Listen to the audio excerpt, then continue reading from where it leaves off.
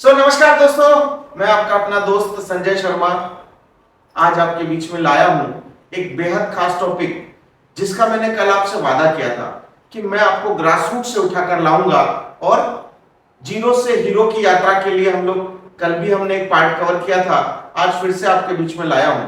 अब देखिएगा, यहां पर आपको कुछ काम करना होंगे मेरे साथ। दो काम करना है। पहला काम क्या करना है मैं आपको बता देता हूं।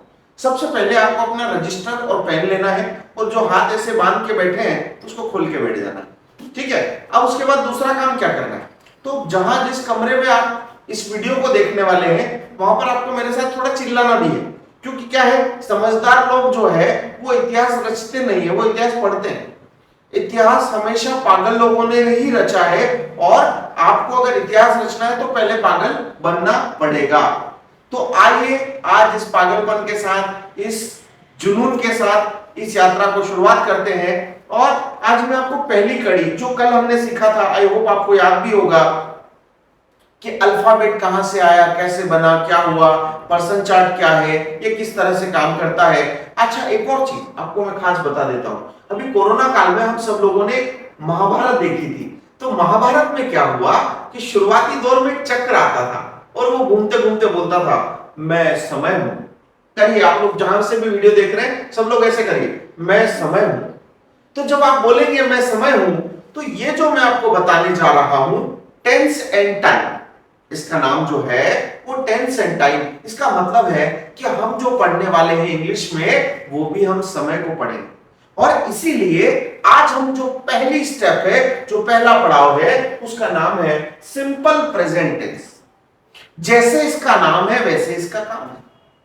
ये एकदम बेहद सिंपल है, सरल है। हिंदी नाम इसका सामान्य वर्तमान काल। क्या है? सामान्य वर्तमान काल। बोलो मेरे साथ, सामान्य वर्तमान काल या सिंपल प्रेजेंट टेंस। अभी इसको याद रखने के लिए हमको क्या करना पड़ेगा, सिर्फ तीन बातों को याद रखना मेजर है। तीन बातें अगर हमने कंठस्थ कर ली तो ये सिंपल प्रेजेंट आपके लिए हलवा हो जाएगा। ठीक है, करते हैं शुरुआत। क्या है साहब इसकी परिभाषा? ये जो परिभाषा आप देख रहे हैं, यहां से हम इस बात को शुरू करेंगे कि कोई शाश्वत सत्य, यहां देखिए, ये कोई शाश्वत सत्य। अब साहब शाश्वत सत्य होता क्या है? तो शाश्वत सत्य का मतलब होता है ऐसी चीजें जिसको पूरी मनुष्य जाति चाह कर भी बदल नहीं सकती। क्या चाह कर नहीं बदल सकती साहब? जैसे सूर्य पूर्व से उगता है, तो साहब इसमें कौन सी नई बात है, तो रोज उगता है। हाँ बिल्कुल सही, आप जो समझ रहे हैं वही है, क्योंकि न तो ये पश्चिम से उगता है, न उत्तर से, न दक्षिण से। चलो कोई बात नहीं, आज हम सब लोग मिलकर ट्राई करते हैं कि सूर्य को पश्चिम से उगाते हैं। पॉसिबल है? नहीं, आप बिल्कुल कहेंगे कि नहीं है। तो ऐसी चीजें जिसको हम चाह कर भी बदल नहीं सकते, उसको हम लोग शाश्वत सत्य कहते हैं। जैसे गंगा हिमालय से निकलती है। अब आप जहां से वीडियो देख रहे हैं, लाइक मैं बड़नगर से पढ़ा रहा हूं, मैं कहूं गंगा बड़नगर से निकलती है, तो थोड़ा होगा, गंगा किसी लड़की के नाम के बारे में बात नहीं कर रहा हूं। जो हिमालय से गंगा नदी निकलती है, मैं उसके बारे में बात कर रहा हूं। तो ऐसी चीजें जिसको हम बदल नहीं सकते, उसको हम लोग शाश्वत सत्य कहते हैं, यानी यूनिवर्सल ट्रूथ कहते हैं। मैं पूरा ग्रीन बोर्ड, इसको बोर्ड को भी आपके सामने अच्छा चित्रने वाला हूं, आपको मजा भी आएगा और आप पक्का सीख जाएंगे। इसको इंग्लिश में क्या कहते हैं साहब? इसको इंग्लिश में कहते हैं any universal truth which can't be changed by human beings. ऐसी चीजें जिसको पूरी मनुष्य जाति मिलकर चाह कर भी बदल नहीं सकती, उसको हम लोग शाश्वत सत्य कहते हैं। ऐसे सेंटेंसेस जिसमें हम लोग किसी यूनिवर्सल ट्रूथ के बारे में, किसी शाश्वत सत्य के बारे में अगर बात करते हैं, तो उसके लिए हम लोग सिंपल प्रेजेंट टेंस का प्रयोग करते हैं। क्या इतनी बात आप समझ पाए? मैं फिर से दोहरा रहा हूं, कोई शाश्वत सत्य, इसको इंग्लिश में कहते हैं एनी यूनिवर्सल ट्रूथ, ऐसा सत्य जिसको हम बदल नहीं सकते। तो जो सेंटेंसेस इस तरह के बनते हैं, इस तरह के सेंटेंसेस को बनाने के लिए हम लोग हमेशा सिंपल प्रेजेंट टेंस का प्रयोग करेंगे। क्या यहां तक मैं आपको समझा पाया? अगर आपको लग रहा है कि मैं समझा पाया तो कमेंट्स में लिखिए यस। ठीक है, आगे बढ़ते हैं। अभी किसी व्यक्ति की वर्तमान काल की आदत, यहां तक है, कोई व्यक्ति है उसकी वर्तमान काल की आदत, जैसे मैंने कहा मोनू भैया रोज जिम जाते हैं, एक्सरसाइज करते हैं। कोई व्यक्ति है मधुमेह में रोज डांस करते हैं, या फिर मैंने कहा वो रोज स्कूल जाते हैं, राइट। मैं सुबह 5 बजे उठता हूं लेकिन दौड़ने नहीं जाता हूं। राजू है जो रोज दौड़ने जाता है। कोई व्यक्ति है जो ग्राउंड पे जाता है। तो अच्छी आदतें भी हो सकती है, बुरी आदतें भी हो सकती है। पहले मैं चाय पीता था, अभी ये पास्ट हो गई, ये नहीं बोलना है। मैं चाय पीता हूं, अगर ऐसी हैबिट है तो प्रेजेंट टाइम की आदत। कोई भी व्यक्ति है, किसी भी व्यक्ति की प्रेजेंट टाइम हैबिट। हमने कहा राधा झूठ बोलती है, हाँ बिल्कुल सही बात है साहब। मोहन गुटखा खाता है, ओके। गोपाल शराब पीता है, ओके। ऐसी सिचुएशंस, ऐसी आदतें जो आज है, पहले की नहीं, पास्ट टाइम की हैबिट को दर्शाने के लिए हम लोग यूज्ड टू का प्रयोग करेंगे, वो मैं आगे सिखाने वाला हूं। पर अभी हम लोग प्रेजेंट टाइम की हैबिट की बात कर रहे हैं। ऐसी आदतें जो आज है, अच्छी भी हो सकती है और बुरी भी हो सकती है। तो जहां पर हम लोग प्रेजेंट टाइम हैबिट की बात करेंगे तो हम लोग हमेशा सिंपल प्रेजेंट टेंस के थ्रू सेंटेंसेस बनाएंगे। क्या मैं दो बातें समझा पाया आपको? पहली वाली क्या थी? कोई शाश्वत सत्य। दूसरी वाली किसी व्यक्ति की वर्तमान काल की आदत। अच्छा, लास्ट वाली अथवा हमेशा होने वाली क्रिया। साहब हमेशा होने वाली क्रिया क्या क्या है? तो हमेशा साहब मैं है ना अपनी सीधी उंगली ऐसे निकालिए सब लोग बाहर और इसको अपने नाक के पास ले जाइए और सांस खींचिए जोर से। मैं श्वास लेता हूं, तो श्वास लेता हूं, ओके। कब से ले रहे साहब? जब लोग बोलेंगे मैं पैदा हुआ जब से सांस ले रहा हूं। अरे नहीं भाई, पैदा नहीं हुआ उसके पहले भी ले रहे। मां के गर्भ में भी आपको सांस जो है मां के प्राणों से मिल रहा था। तो कहने का मतलब कब तक चलेंगे, कब तक सांस लेंगे? बोले जब तक फोटो नहीं टंग जाता। तो मैं श्वास लेता हूं, ये क्या हो गया साहब? हमेशा होने वाली क्रिया है। उसके अलावा आप क्या करते हैं? तो मैं सुबह उठता हूं, अच्छा तो एक दिन उठते हो, रोज उठते हो? बोले साहब रोज उठता हूं। तो रोज उठते हो, ये सिंपल प्रेजेंट हो गया। मैं साहब उठने के बाद पानी पीता हूं, अच्छा ठीक है पानी पीते हो, ये क्या हो गया? रोज करने वाली क्रिया। पानी पीते ही है, इसमें कुछ नई बात नहीं है। फिर साहब मैं ना कुल्ला करके फिर ब्रश करता हूं, ओके साहब ब्रश करते हैं, एक दिन करते हैं, रोज करते हैं? बोले रोज करता हूं साहब, बहुत बढ़िया। फिर साहब मैं किचन में जाता हूं, फिर गर्म पानी करता हूं, गर्म पानी पी लेता हूं। फिर मैं चाय बनाता हूं अपने लिए, अपने परिवार के लिए, मैं चाय पीता हूं या पीती हूं। अगर कोई लड़की है तो वो भी कृपा कहेगी, क्या बोलेगी? साहब मैं चाय बनाती हूं और चाय पीती हूं, ठीक है ना। तो ऐसा जो रोज आप सुबह से शाम तक आप अपना डेली रूटीन चेक करेंगे तो हजारों सेंटेंसेस ऐसे होंगे जो एक जैसे चले आ रहे।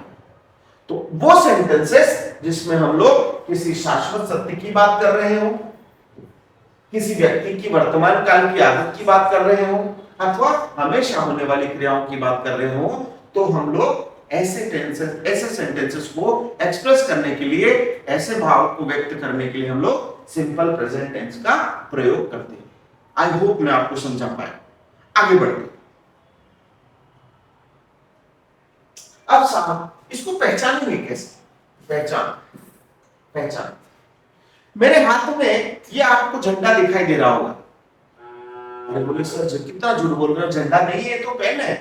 हाँ बिल्कुल सही है, हर चीज अपना परिचय खुद देती है। देखिए अभी मेरे हाथ में एक बाल्टी है, ये आपको दिखाई देगा, दिख रही? अरे बोले सर ये बाल्टी नहीं है तो घड़ी है, हमको मालूम है, मूर्ख मत बनाओ आप। बिल्कुल सही समझे, एग्जैक्टली हर चीज अपना परिचय खुद देती है अगर हमें पहचानना याद है। वैसे ही हर सेंटेंस अपना परिचय खुद देता है अगर हमको पहचानना याद हो। तो आज हम क्या करने वाले हैं? पहचानना सीखेंगे कि पहचानते कैसे हैं। क्या सीखेंगे? पहचानते कैसे हैं, यही सीखना है, ठीक है। तो मैं आज आपको बताने वाला हूं कि पहचानते कैसे हैं। हिंदी वाक्यों में वाक्य की क्रिया के अंत में अब कुछ चीजें आती है। देखिए सबसे पहला टारगेट, हम लोग क्या कर रहे हैं? हम लोग भारत में रहते हैं, हमारी मातृभाषा हिंदी है। हिंदी से जब हम लोग इंग्लिश में ट्रांसलेशन की ओर जाते हैं, आगे बढ़ते हैं, तो कैसे सीखते हैं? तो यहां पर 3 पॉइंट्स आएंगे। सबसे पहला हमारा आएगा हिंदी वाक्य, वाक्य की क्रिया, क्रिया का अंत। हिंदी वाक्य, वाक्य की क्रिया, क्रिया का अंत। ऐसे 3 उंगली निकालो सब लोग बाहर और करो ऐसे, हिंदी वाक्य, वाक्य की क्रिया, क्रिया का अंत। हिंदी वाक्य, वाक्य की क्रिया, क्रिया का अंत। अब मैं उंगली अंदर कर रहा हूं, आप लोग बताओ, मेरे साथ बोलो, हिंदी वाक्य, वाक्य की क्रिया, क्रिया का अंत। हिंदी वाक्य, वाक्य की क्रिया, क्रिया का अंत। अब क्या आता है साहब? हिंदी वाक्यों में वाक्य की क्रिया के अंत में 5 चीजें आती है। 5 चीजें, ऐसे ऐसे फिंगर बाहर निकालो, 5 चीजें आती है। क्या क्या 5 चीजें? ताहे, बोलो ताहे, ताहे ताहे ताहे, टी है। लड़की होगी तो क्या बोलेगी, लड़का बोलेगा ताहे।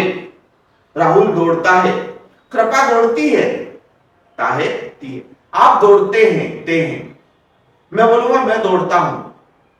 और यहां पर अगर कृपा बोलेगी तो क्या बोलेगी, मैं दौड़ती हूं।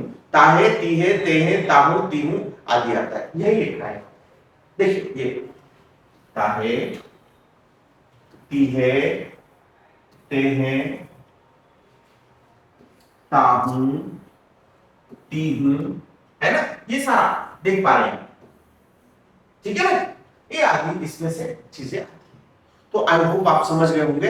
पहचान को बड़ा याद रखने की जरूरत है, क्योंकि ये सेंटेंसेस आपको ताकत देने वाले। सब में है ना, नहाता हूं तो साबुन लगा था, ताम। मैं शैम्पू लगाता हूं, अच्छा ठीक है, फिर क्या करते हैं, मैं पानी डालता हूं, ओके, फिर। तो ऐसे बहुत सारे काम जो रोज करते हैं, ये एक ही स्टेप सीख लो, पक्का काम हो जाएगा दिन भर का, सुबह से लगा के रात तक का जितना रूटीन है घोल के पिलाने वाला हूं। तैयार हो जाओ, कमर कस लो, आगे बढ़ो। अब बारी आती है इसके स्ट्रक्चर की। स्ट्रक्चर बोले तो रचना, सजना नहीं हो, रचना है, ध्यान रखिए। यहां पर होता है सब्जेक्ट, वर्ब का first form plus S ES IS plus object, okay साहब। ये सब्जेक्ट क्या होता है साहब, आपने वो मूवी देखी होगी मुन्ना भाई एमबीबीएस, तो वो वहां पर एक पेशेंट होते हैं, उनको डॉक्टर बार बार बोलता है सब्जेक्ट को हमने ये कहा, है सब्जेक्ट मत बोल, इनका नाम है। एग्जैक्टली हर एक बंदा जो भी जिसका नाम है वो सब्जेक्ट है। जैसे मोनू भैया नाम है, संजय सर नाम है, मैं खुद, आप, है ना। तो ये सारा क्या है, सब्जेक्ट कहलाता है, जिसको हमने अभी थोड़ी देर पहले पढ़ा था, कल वाले चैप्टर में, याद रखिए क्या था, subject person chart, person chart, person chart, है ना। तो वो सब्जेक्ट पर्सन चार्ट था, जिसमें कि हमने कल पढ़ लिया था सब्जेक्ट क्या चीज है। आगे बढ़ते हैं। अब इसमें देखिए V1 लिखा, V1 क्या है सर, ये हम लोग जो बोलते हैं ना, मैं डांस करता हूँ, मैं लिखता हूँ, मैं पढ़ता हूँ, मैं बोलता हूँ, मैं ब्रश करता हूँ, मैं मुस्कुराता हूँ, मैं गुस्सा करता हूँ, मैं ये करता हूँ, मैं वो करता हूँ, मैं मूवी देखता हूँ। अच्छा कौन सी देखी, बोले मैंने नरसिम्हा देखी, अरे वाह। जो भी मैं करता हूँ उसको डिनोट करने के लिए, कार्य को करने के लिए हम लोग यहाँ पर वर्ब के फर्स्ट फॉर्म का प्रयोग। अभी वर्ब की फर्स्ट फॉर्म अकेली नहीं रहेगी, वो साथ में सब लेके आएगी। क्या क्या लेके आएगी, एस भी लाएगी, ईएस भी लाएगी, आईएस।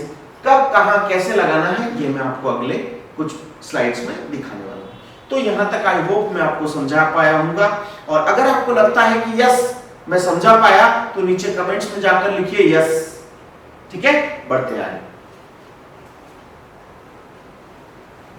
अब साहब मैंने कल पर्सन चार्ट जब समझाया था, तो उसमें एक शब्द बोला था मैंने, ध्यान होगा आपको, टीपीएस।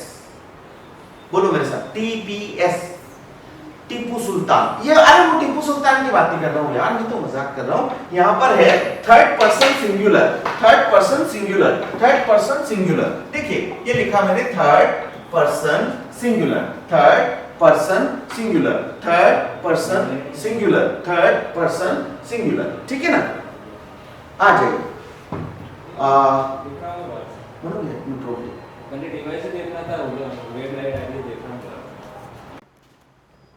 चलिए।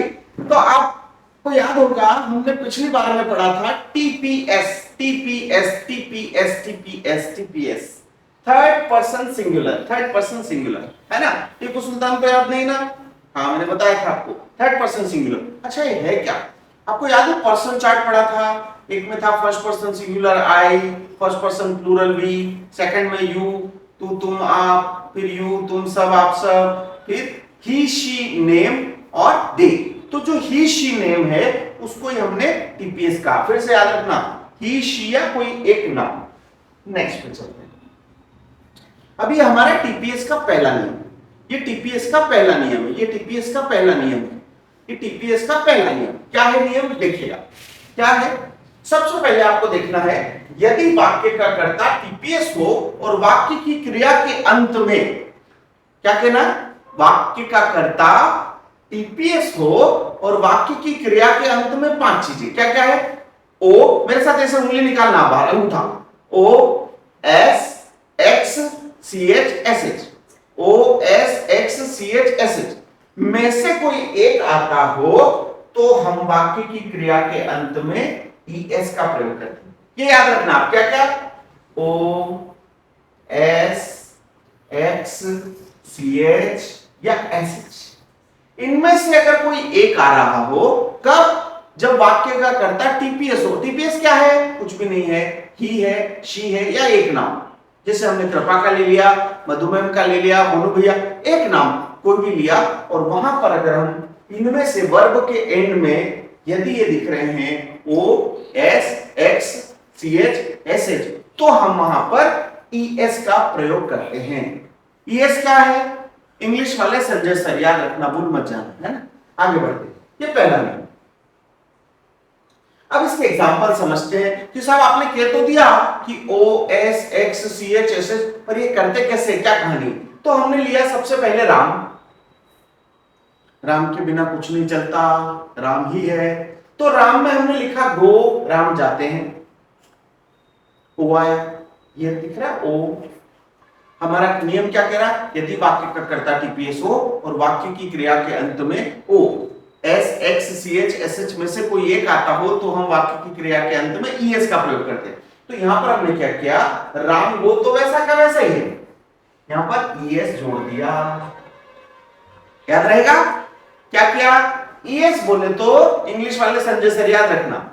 फिर आगे बढ़े, हमने लिया Mohan catch, catch catch, ball पकड़ा, तो कैच कैसा है, सी एच, क्या किया, कुछ नहीं किया, ईएस जोड़ दिया,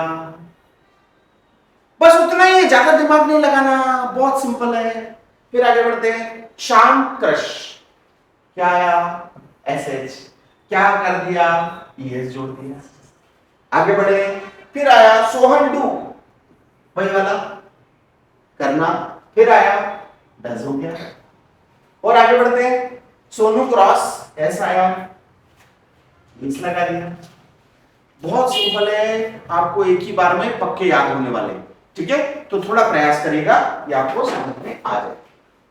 अब बारी आती है दूसरे नियम की, यदि वाक्य का कर्ता टीपीएस हो और वाक्य की क्रिया के अंत में वाई आता हो तो हम वाई का आई करके ईएस का प्रयोग करते हैं। वाई का आई क्यों किया साहब, क्योंकि वाई हमारा सेमी वोवेल है, अर्धस्वर। बोलो वाई, फिर बोलो आई, वाई आई, वाई आई, तो वाई में आई का साउंड आ रहा, तो इसलिए हमने वाई का आई किया और वापस वही ईएस जोड़ दिया। दो नियम में हमको ईएस लगाना है, दो में एस लगाना है। यदि वाक्य का कर्ता टीपीएस हो और वाक्य की क्रिया के अंत में वाई आता हो तो हम वाई का आई करके ईएस का प्रयोग करते हैं। बढ़े आगे, चलिए अब इसका एग्जांपल ले लेते हैं साहब। ये लिया हमने राम क्राई, ये वाई आया, हमने किया ये वाई का किया आई और ईएस जोड़ दिया, Ram cries. Mohan flies, Y I, Y का आई किया, ईएस जोड़ दिया। शाम फ्राई, वाई आया, वाई का आई किया, ईएस जोड़ दिया। सोहन हरी, जल्दी होना, हरी, वाई आया, वाई का आई किया, ईएस जोड़ दिया। आइडेंटिफाई, वाई आया, वाई का आई किया, ये वाला आई किया है ना, और ईएस जोड़ आया समझ में। वाई का आई करके ईएस का प्रयोग करते हैं। यदि वाक्य का कर्ता टीपीएस हो और वाक्य की क्रिया के अंत में वाई आता हो तो हम वाई का आई करके ईएस का प्रयोग करते हैं, ठीक है। बढ़ते हैं